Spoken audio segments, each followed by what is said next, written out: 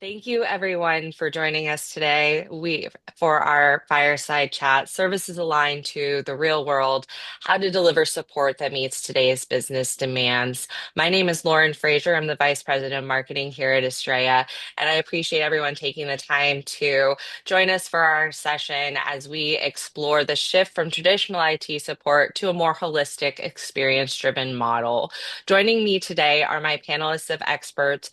Josh Spring, Practice Head of Smart Service Desk, Con No, Vice President of Smart IT Asset Management and Supply Chain, and Jay Moreno, IT Operations Manager. They are our subject matter experts here at Astrea, and they will be able to provide us with insight and thoughts behind the topics that we will be discussing today. Just a little forward note for everyone joining us. We will be addressing questions and answers at the end of this panel, so please feel free to submit them throughout this session. That said, I'm going to go ahead and kick us off with our first segment of today's fireside chat. And again, this is a casual conversation with these subject matter experts. So if you do have questions, please submit them and listen to everything that they have to share today. This first session segment is going to be called the Shift to Experience Driven Service Desk. And I'm going to direct this towards Josh, but Jay, Con, feel free to join us in answering. Josh, question for you. What are the biggest limitations of traditional IT support? And why do so many organizations find it frustrating or ineffective? A couple things come to mind. Initially, I would say, anybody thinking of calling support probably is familiar with waiting in a phone queue for their call to be answered. And then once your call does get answered, you may get bounced around to different teams based on the access or capability that they have to resolve your issue. And then maybe the third here is traditionally we use a survey called CSAT to understand how satisfied people are with the experience of their support. But we have a few different ways we can go beyond those sort of traditional methods to improve or solve some of those common problems. We took a tierless approach to support. So instead of getting bounced around to different teams, the first person you get in contact with is likely able to solve your problem. And if not, they're at least advocating or representing your needs if they need to consult another team to resolve the issue. That way, you're working with a single point of contact, not having to re-explain yourself throughout the support process, and really feeling like you're being represented well, as a person needing support. On the CSAT end of things, the way we solve for that is using a voice of the customer approach to really get better signal on how people feel about the experience beyond just asking a single simple question via an email survey. I really appreciate your answers. I think a lot of the time we get stuck in this traditional mindset and working in a technology industry, we know that everything is evolving on a daily basis, right? We're in AI now, where 24 months ago, AI was it was just hitting the market and Chat GPT was the biggest thing to come out of I would say it was 2023, right? End of year 2023. So, Josh, next question. How does the voice of the customer or feedback factor into improving the end user Try to experience? do, and some of you may be familiar with voice of the customer approach. It's really typically used in a product development standpoint. So you ask users of your product questions about the product to understand what they like and don't like, and how you can change the product to better meet their needs or look or feel more like they want it to. So we take a similar approach to service desk support. Um, Really, initially, we focus on kind of a four-dimensional survey technique where we want to know if we're effective, efficient, high quality, and if it's easy to get the help you need. So effectiveness, we ask, um, did we solve your problem? Were we able to effectively, give you a resolution? We ask about efficiency. So were we, timely in our response and resolution and prompt all around? In terms of quality, similar to CSAT, how would you characterize the quality of the support that you received? And then with ease of support, we can ask how easy was it to get the help you needed in terms of how you interacted with the tools and questions you were asked, all that sort of thing. So this gives us a lot more detail on different areas that we can improve. If we map those survey responses onto the different lines of service that we offer, we can start to isolate specific issues, and whether it's the timeliness of our support, or maybe a specific quality or ease of use issue that we have on more complex services. So as we isolate those issues, we can go take direct action either in process improvement, or with coaching techs on the back end to improve that next time around. So it helps us really isolate and be precise in the way that we solve those problems. And I would imagine too, right, by addressing the voice of the customer, in it doesn't matter what industry you work in, right? We deal directly with our customers, which are more of a business to business, but those businesses are direct to consumer, or B2C or D2C. And so being able to provide that pivotal experience for your customers creates that customer retention. And I would assume that retaining customers also helps generate revenue, whether that's expanding or growing. And so, from an organizational standpoint, I think it's really important for businesses and organizations to really dive deep into those customer satisfaction and voice of customer. So I appreciate your response there, and outlining the four steps: effectiveness, efficiency, quality, and customer effort support. These next couple of questions, we're going to dive into AI and automation and service delivery. So I'm gonna pass the baton over to Con, and again, Josh, Jay, feel free to chime in if there's anything that you think you can add to with answering these questions. Con, let's talk about the role of automation and AI. Where do you see AI delivering the greatest value for service desks right now? Yeah, Lauren, thanks for the question. I think, top of mind for me, I would bifurcate this into two different segments. One being self-service with automated triage. The other, I would say that it's agent assist with proactive support. And so what does that mean, right?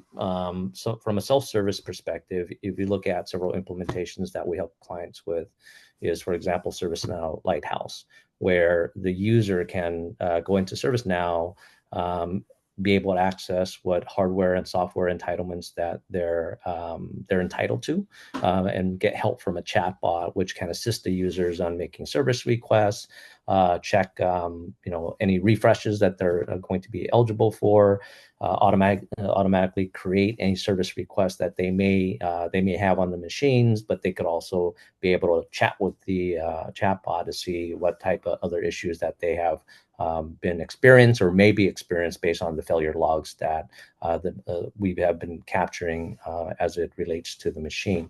Now, the agent assist is to improve the customer experience. Really, is imagine the agent assist has now a command center like screen where it understands everything about the user in terms of what type of devices they have. If they have multiple devices, whether it's two laptops or a mobile phone or whatnot, and look at past experience and engagements they have doing service requests.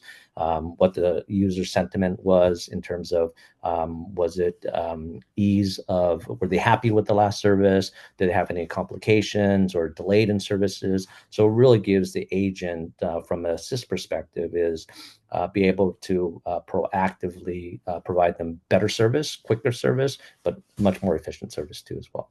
I just had a thought. Well, as Con was talking, I think when you say chatbot, a lot of people have this traditional idea of the old school chatbot that's sort of like a decision tree, or if you don't ask the question in the right way, or whatnot, you run into some dead end or loop that you can't get out of when you just want to talk to a person at that point. But I think the beauty of these new AI capabilities is that they're much more intuitive, and the handoff from an AI-driven chat conversation to a live agent, it can be much smoother, so that you're not hitting a dead end as a user, and you have a much more intuitive experience. And you're also able to ask questions that are maybe more between the lines of what the process is. It don't have to be so precise. as a user or an agent to get the help you need. So you're saying that typing representative in all capital letters to my chatbot is going to be a little bit more received than than just asking very basic questions. So that's good to know, Exactly. Josh. Thank you. Thank you for sharing that. Um, this next question is going to be for Khan as well. It's specifically related to smart IT asset management. Khan, as the vice president of our smart IT asset management practice, what about smart IT asset management and how does it integrate with AI tools to improve the user experience? Where I see the biggest gain from the integrations is that when you look at and Astreya has help and we're developing several tools and pioneering different tools like process mining and digital orchestration tools. And so when you combine this with our IT ops insight framework, what you need is we help develop this unified data foundation, and with that data foundation, we do integrations and look at knowledge bases, ticket histories, inventory availability, and device health data.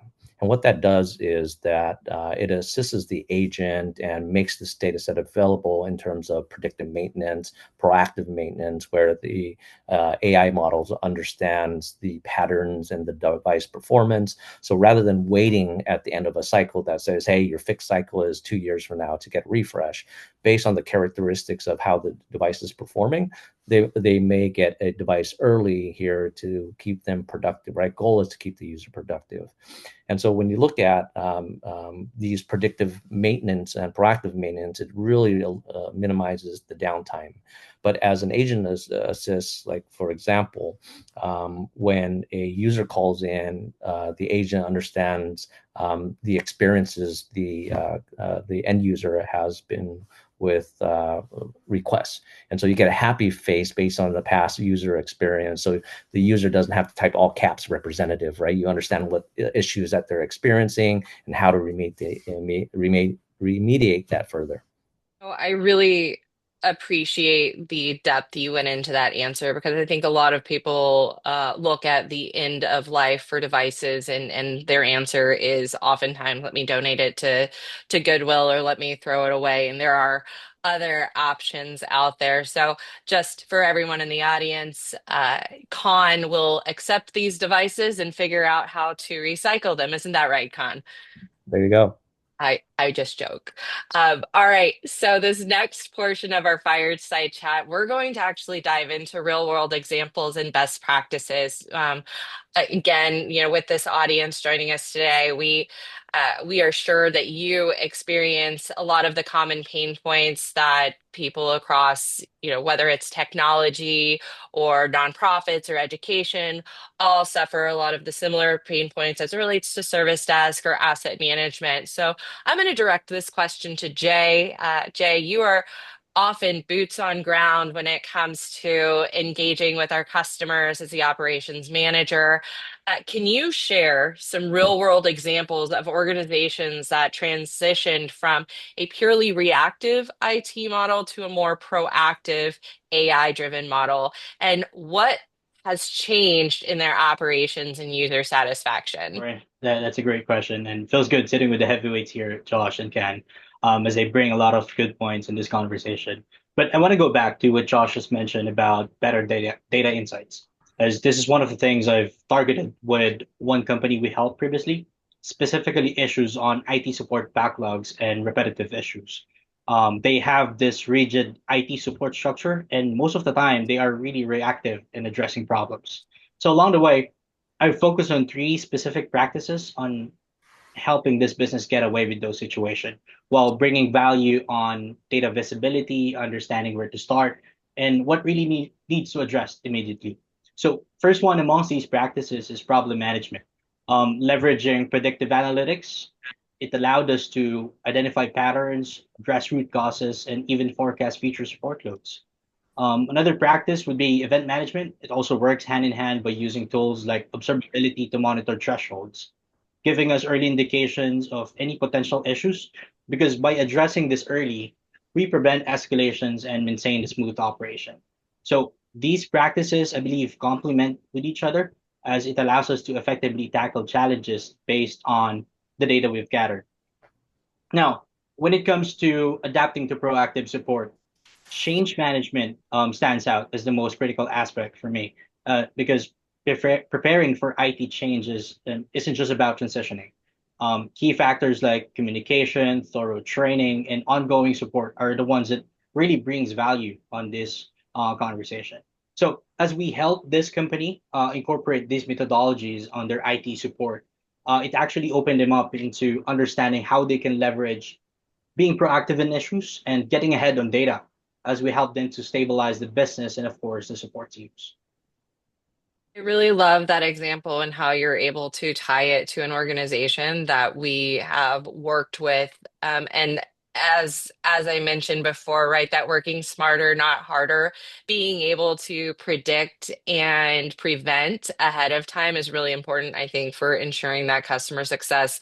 And also you mentioned change management, right? We have to equip those on the team to be able to leverage the technology and the automation as we implement it because their success in turn leads to the organization's success. So I really appreciate you touching on all three of those topics.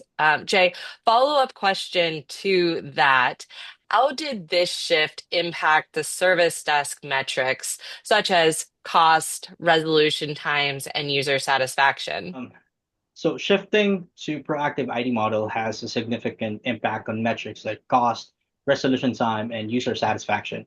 First off, it dramatically cuts off operational costs because by predicting and address issues early, we reduce the need to reactive firefighting, and which means less downtime to fewer, spot fixes. This also means that you're not consistently throwing more staffing and training to these recurring problems.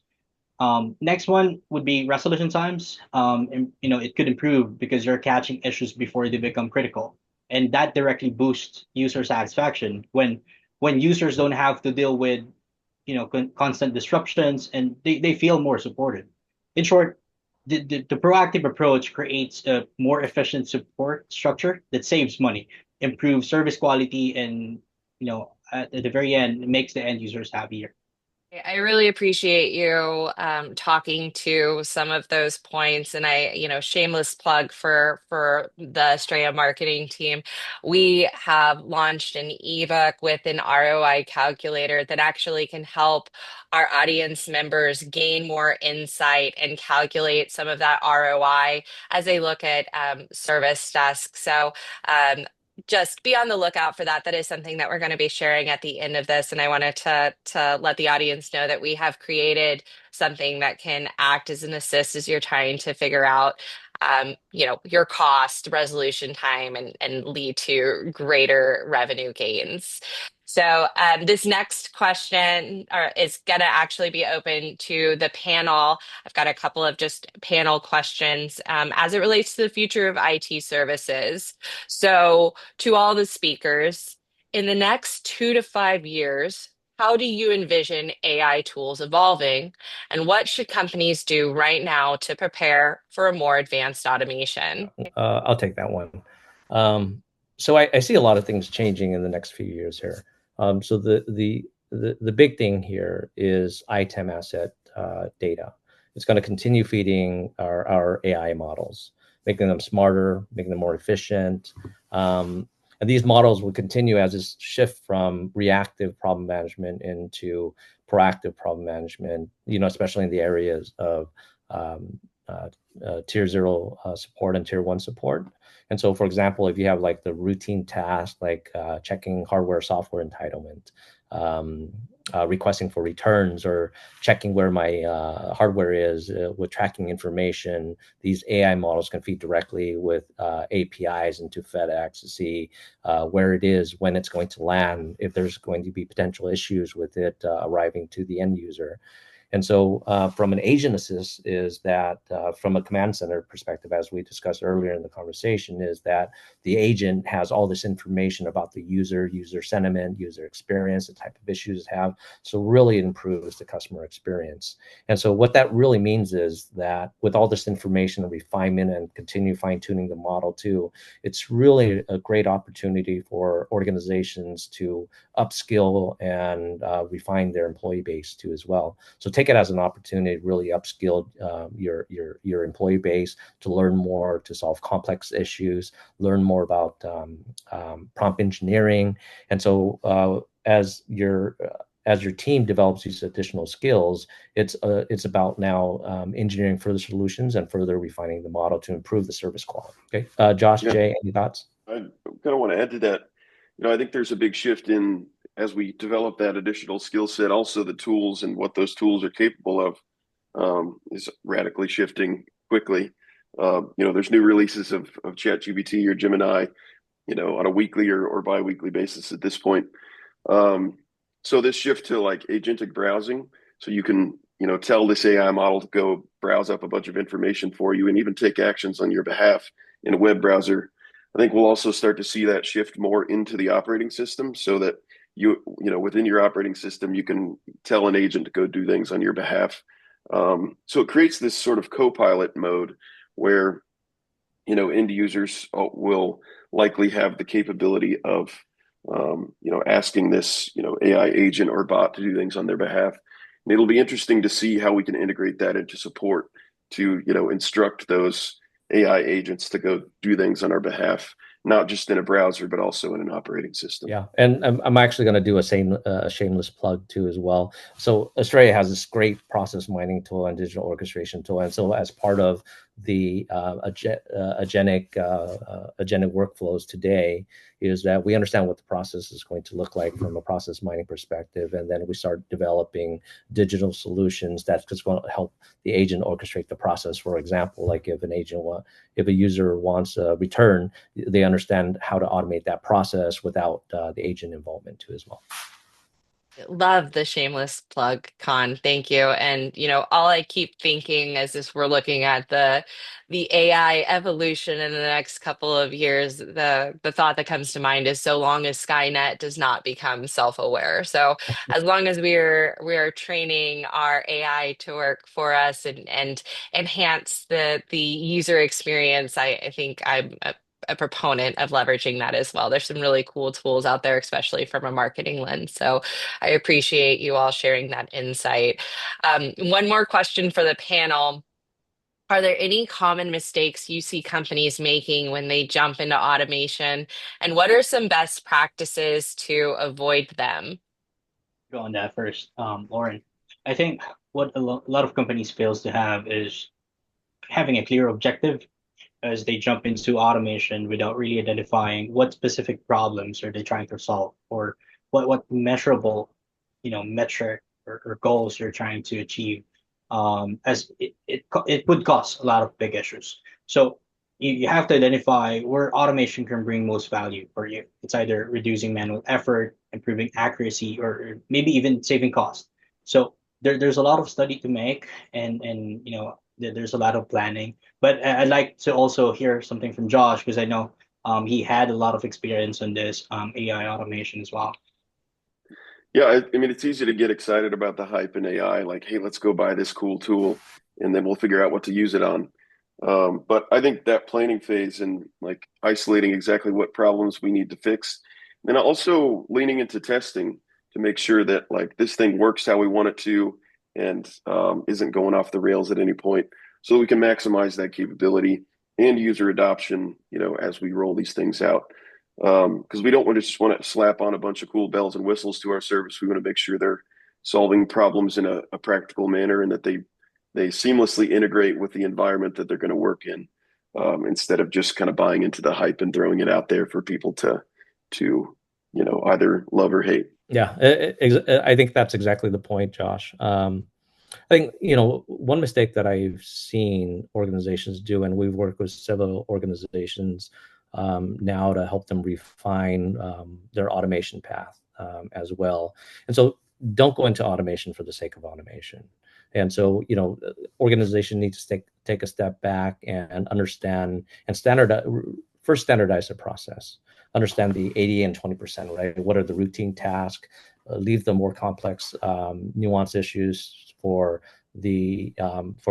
human agents that's going to be able to handle those nuance issues. And so, really, a good rule of thumb is automate where it makes sense, right? And then always have some sort of human oversight into what those processes are. So if there's any expected events, you have a team that's going to help step in and manage that. And so again, one of some tools that we're looking at is like digital orchestration, is like what part of those workflows are going to be ripe for automation, and then which ones of those is going to have a human touch. And so you're looking at this from really a strategic advantage perspective of how to upscale your team rather than just doing it blindly. I think you guys both carve out some really important key points there. And this is something that I think in our industry we saw across the board last year, is that a lot of companies were trying to roll out co-pilots or AI initiatives to be on the AI bandwagon without the proper road mapping. So, Josh, to your point, as organizations are looking to automate and leverage AI, it's really important to create a roadmap and address what that AI is pinpointed to, as opposed to just jumping on that bandwagon, right? You want to figure out what problems you're looking to fix, create that the need from an automated workflow, while also still ensuring that the proper human interest portion is taken care of. So I appreciate those answers that you all have addressed here, because I think everyone across the board experiences those from time to time. They can especially apply it to their lives and their organizations.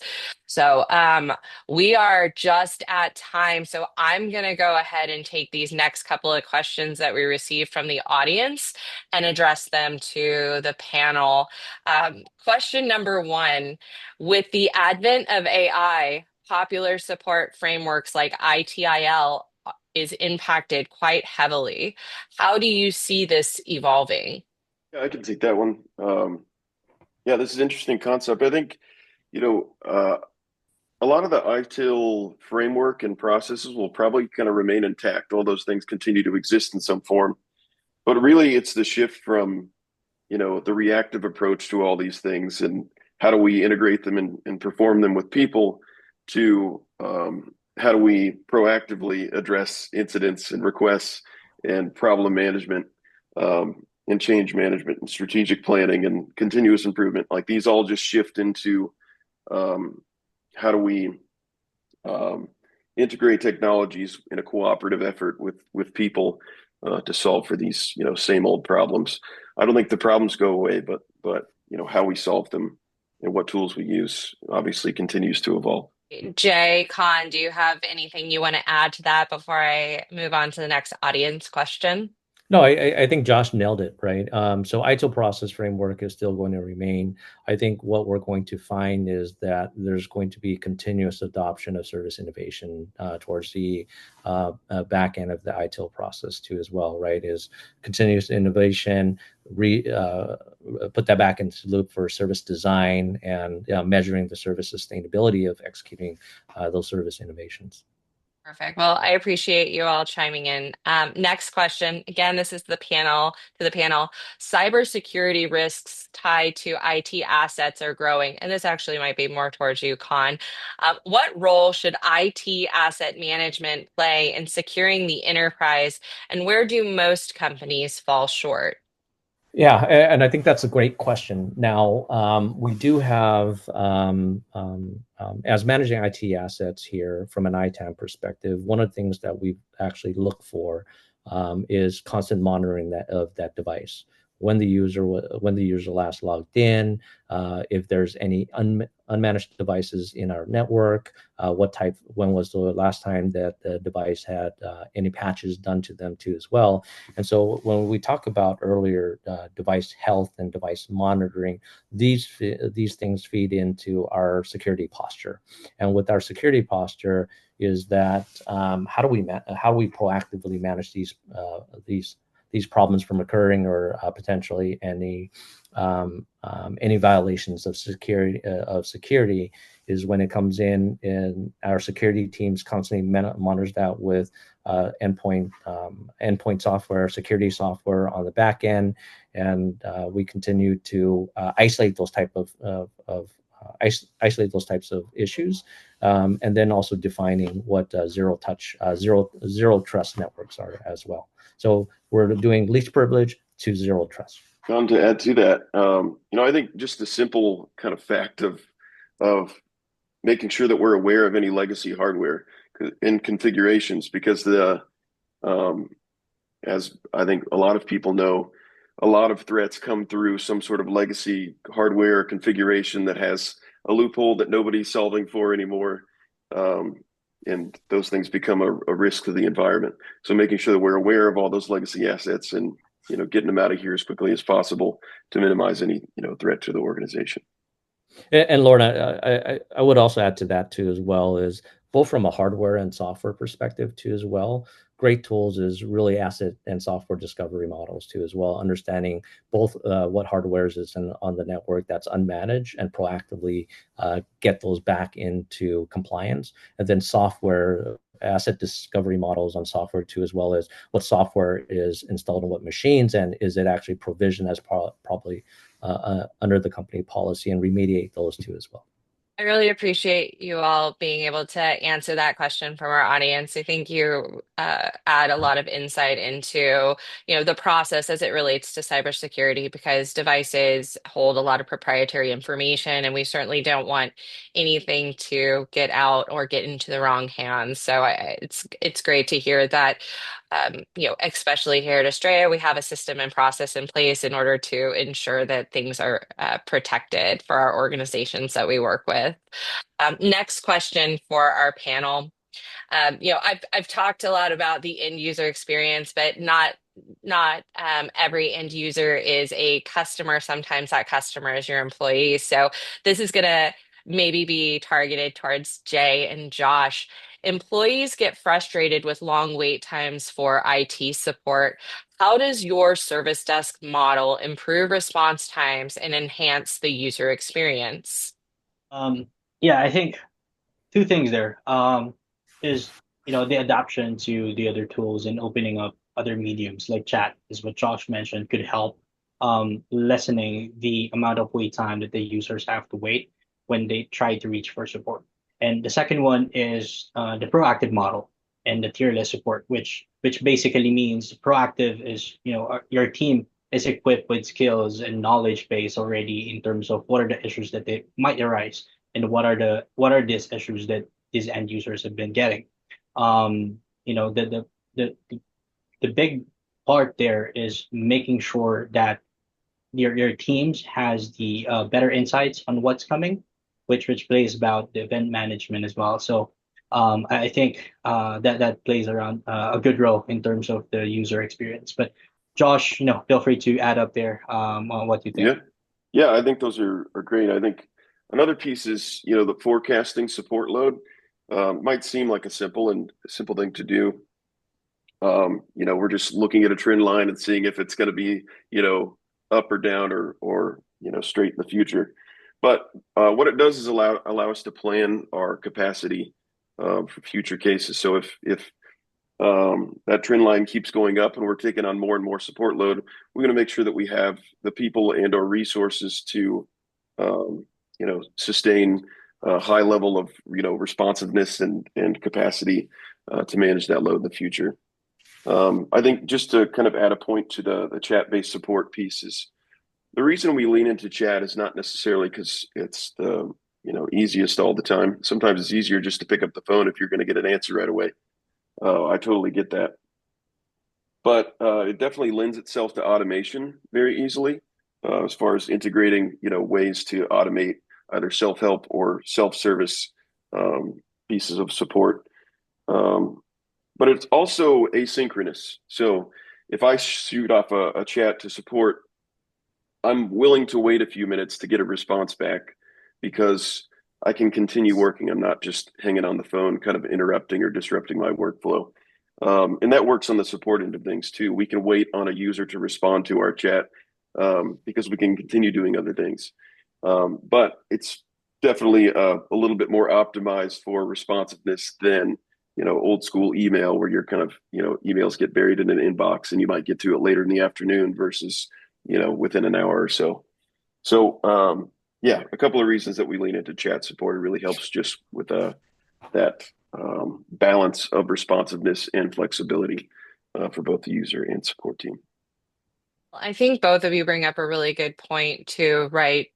Is being proactive. So looking at trends, looking at are there common escalations, from the employee side, but also trying to find that happy balance or happy medium between chat and say someone on the other end of the phone where I'm yelling representative at a prompt into my phone and then getting to the area where I don't need to get to or speaking to the wrong representative. So I think you all bring up some really good points. And whether this is directed towards employees or an end user customer, I think that a lot of the pain points experienced are the same, right? With longer wait times where you're waiting in line to speak to an airline agent to help with a ticket and your wait time is an hour and 40 minutes, or you're submitting a help ticket because you are logged out of your computer and you're not able to get the work done that you need to and you have a urgent deadline. So I appreciate the question and the pain points that are experienced both internally and externally and the answers that you all provided. Josh, Jay, Con, thank you so much. That actually concludes the question and answer portion of from the audience submissions. And if it's okay with you, I'm going to close out this fireside chat. I do want to take a moment to sincerely thank you all, Josh and Khan, for sharing your incredible insights and expertise with us and joining me today on this panel. You all brought up so much information and provided depth and clarity to these topics. And I know that I myself and the audience really appreciate you sharing with us today. As well to the audience, thank you for joining us today. Your questions and your participation made this session incredible. And remember, if you have any follow-up questions or thoughts, please don't hesitate to reach out to our panelists or our support team because we are here to help. And just a reminder, as I mentioned earlier, everyone who attended our event today will receive a copy of our ebook with ROI calculators as a valuable resource, excuse me, to continue your journey with proactive IT and AI-driven support strategies. This ebook is packed with insights and practical tools to help you get the most out of your technology investments. So be sure to check your inbox for that. And it was co-written with our content team and Josh and Con. So there's a lot of really valuable insights in it. Again, thank you all for being here, and thank you to my panelists. We look forward to seeing everyone at our next session. Have a great day. Thank you. Thanks for having us, Lauren. It's been a pleasure. Thank you. Thanks.